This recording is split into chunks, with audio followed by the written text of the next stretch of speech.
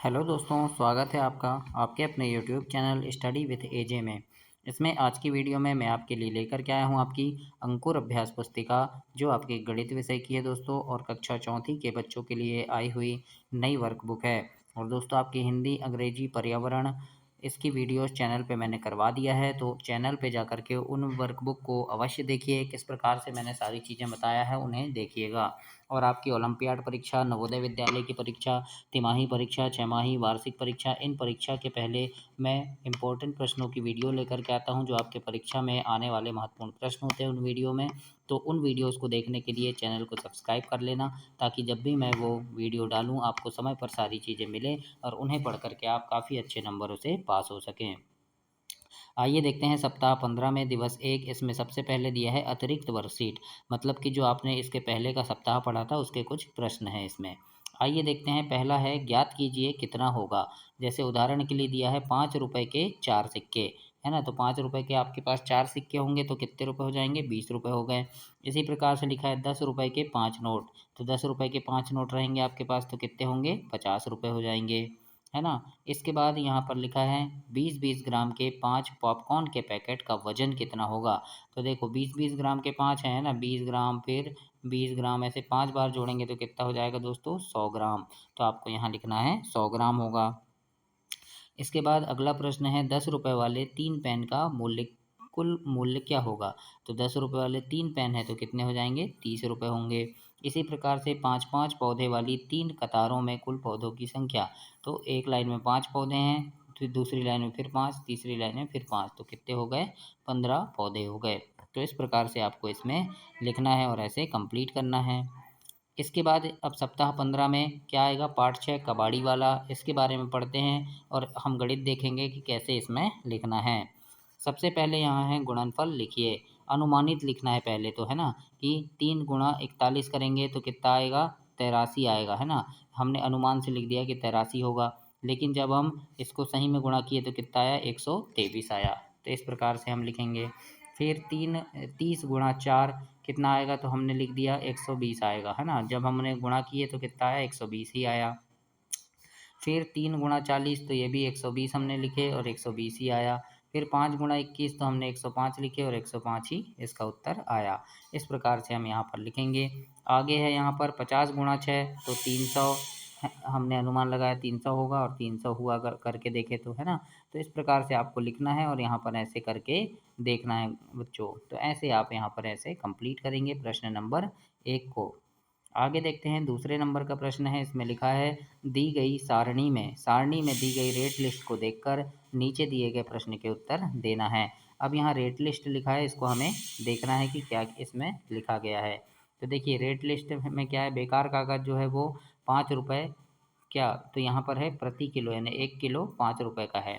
अखबार 1 किलो 10 रुपये का है। लोहा 15 रुपये का 1 किलो है। प्लास्टिक 12 रुपये का 1 किलो है और पुरानी कॉपियाँ 4 रुपये की 1 किलो है। अब नीचे प्रश्न है क नंबर में कि मदन ने 5 किलो लोहा और 3 किलो प्लास्टिक कबाड़ी वाली को बेचा, तो उसे कितने कीमत का सामान मिला। तो क्या क्या बेचा है उसने? देखो लोहा, 5 किलो लोहा बेचा है और 3 किलो प्लास्टिक। तो लोहा देखो ये है और प्लास्टिक ये है, तो 1 किलो लोहा 15 रुपये का है ना। तो लोहा देखो 1 किलो कितने का है? 15 रुपये का है। और कितने का बेचा? 5 रुपये, 5 किलो बेचा। तो 5 गुणा हम 15 करेंगे तो कितना आया उत्तर? 75 आ गया, है ना। अब प्लास्टिक का देखते हैं तो 12 रुपये का 1 किलो है और कितना बेचा है? 3 किलो। तो 3 गुणा 12 कर दिए हमने तो कितना आया? 36 आया। अब इन दोनों को हम जोड़ दिए 75 और 36 को, तो उत्तर आएगा दोस्तों 111 रुपये। तो इस प्रकार से आप ऐसे कंप्लीट करेंगे। ऐसे आपको अपनी वर्कबुक में लिखना है और करना है, और कॉपी में भी बार बार करके देखिएगा तो आपको सारी चीज़ें अच्छे से बनने लगेगी बच्चों। ख नंबर में देखते हैं रीता ने 6 किलोग्राम अखबार और 4 किलो पुरानी कॉपियाँ कबाड़ में बेची, तो कबाड़ी वाले से उसे कितने रुपए मिलेंगे। अब देखिए यहाँ दो चीज़ क्या है, अखबार बेचा है और कॉपियाँ, पुरानी कॉपियाँ, है ना।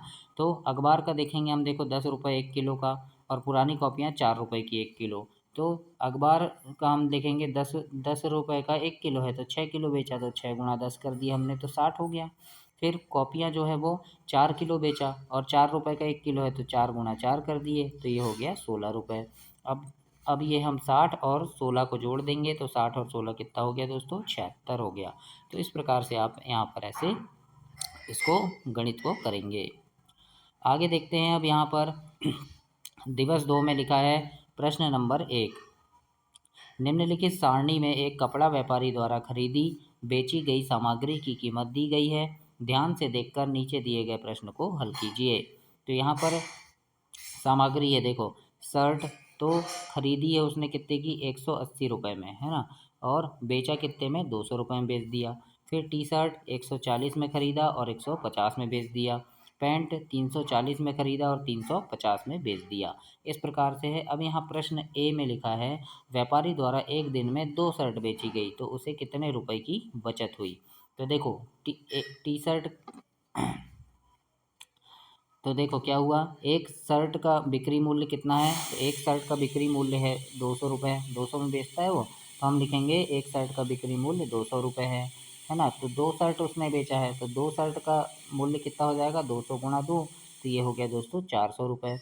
अब फ़ायदा कितने का हुआ, तो 400 में हम 360 को घटाएंगे, 360 को क्यों, तो ये खरीदी मूल्य है ना, 180 का 2 खरीदा तो कितने का हुआ, ये 360 का हुआ। तो हम 400 में 360 को घटाएंगे तो 40 रुपये उत्तर आएगा। तो यहाँ क्या हुआ, कितने का फ़ायदा हुआ उसे, 40 रुपये का। इस प्रकार से आप इस गणित को ऐसे लिख सकते हैं।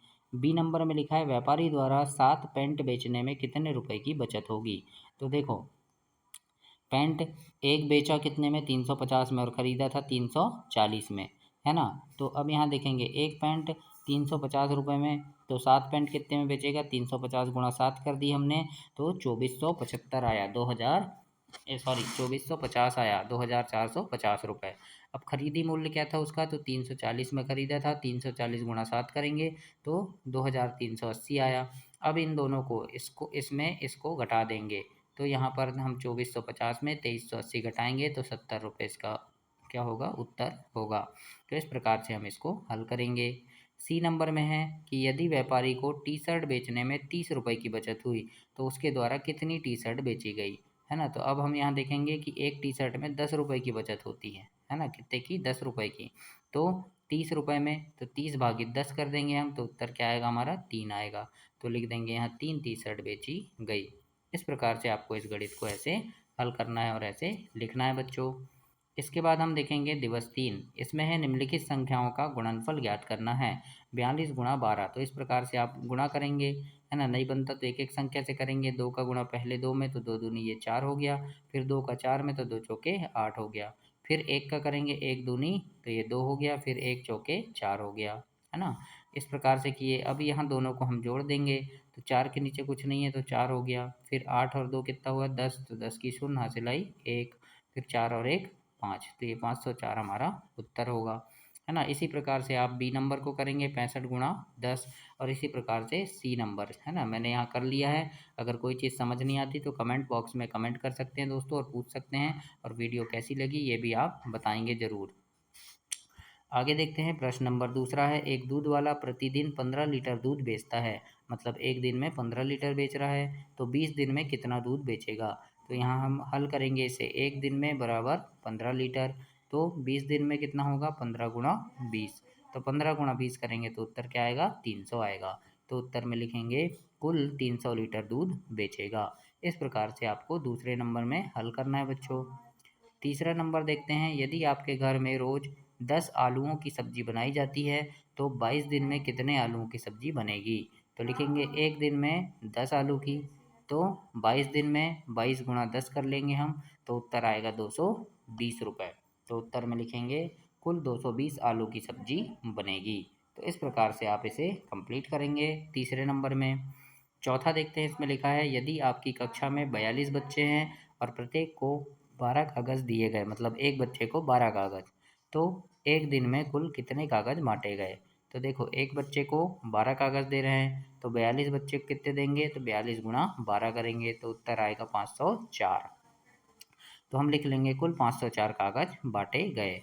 तो इस प्रकार से आपको इसे हल करना है बच्चों, है ना। और दोस्तों आपके परीक्षा के समय अच्छी अच्छी वीडियो देखने के लिए चैनल सब्सक्राइब करना, जिसमें आपके परीक्षा में आने वाले महत्वपूर्ण प्रश्न होते हैं, अभ्यास प्रश्न होते हैं, है ना, आपकी ओलंपियाड परीक्षा, नवोदय विद्यालय की परीक्षा, ये सारी परीक्षाओं की वीडियो चैनल पर डालते रहता हूँ। तो चैनल को सब्सक्राइब करके रख लेना ताकि समय पर सारी चीज़ें आपको मिल सके।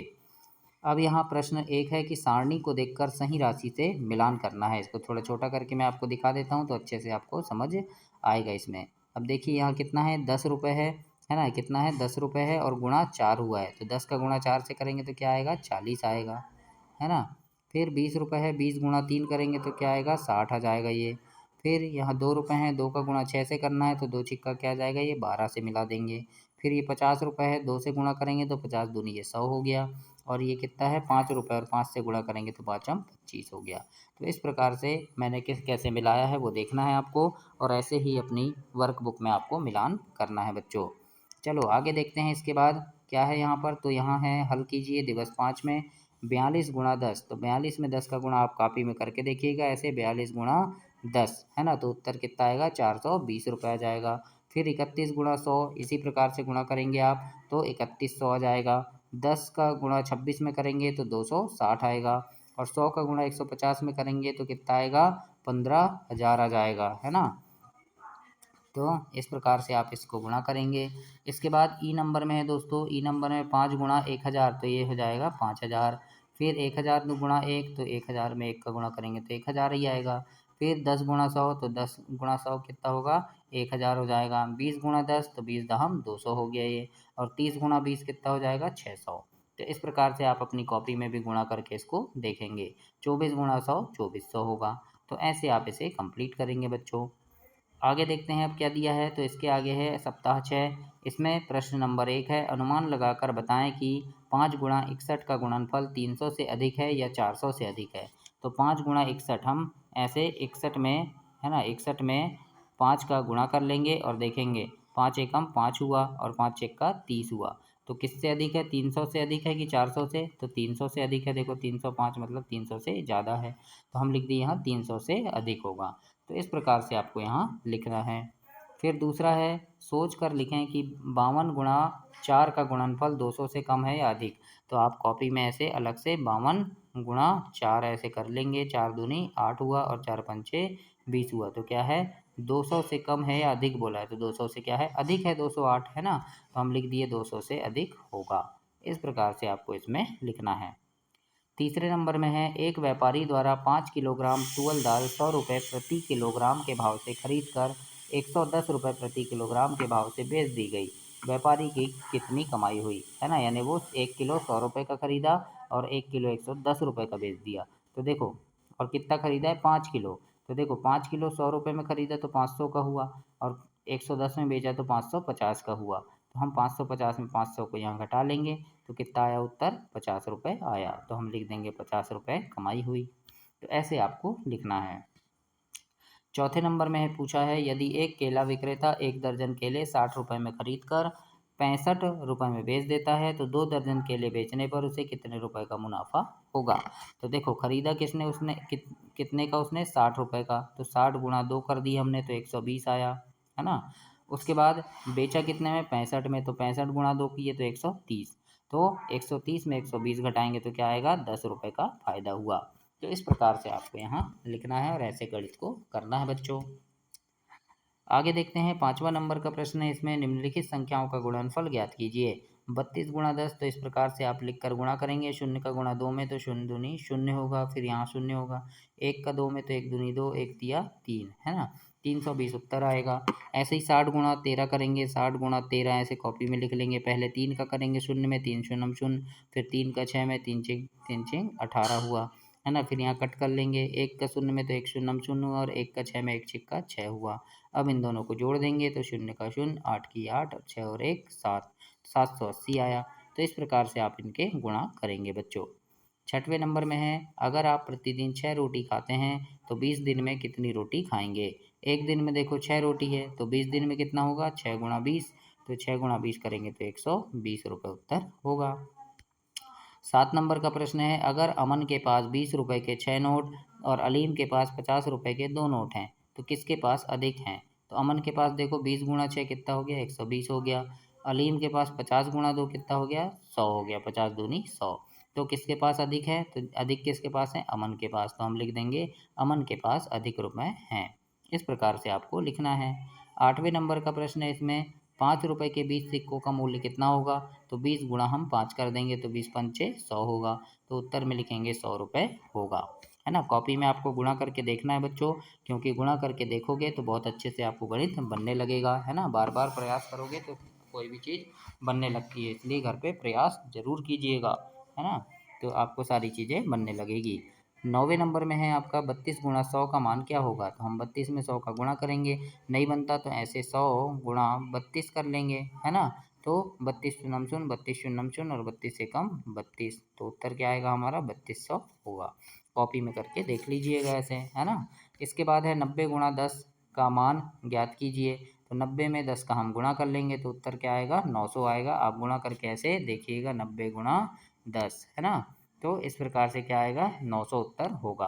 तो इसी प्रकार से आपका सप्ताह 15 समाप्त हुआ। अगली वीडियो में हम सप्ताह 16 देखेंगे। तब तक के लिए आप चैनल को सब्सक्राइब करें, वीडियो को लाइक करें और अपने दोस्तों तक भी इसे शेयर करें। धन्यवाद बच्चों।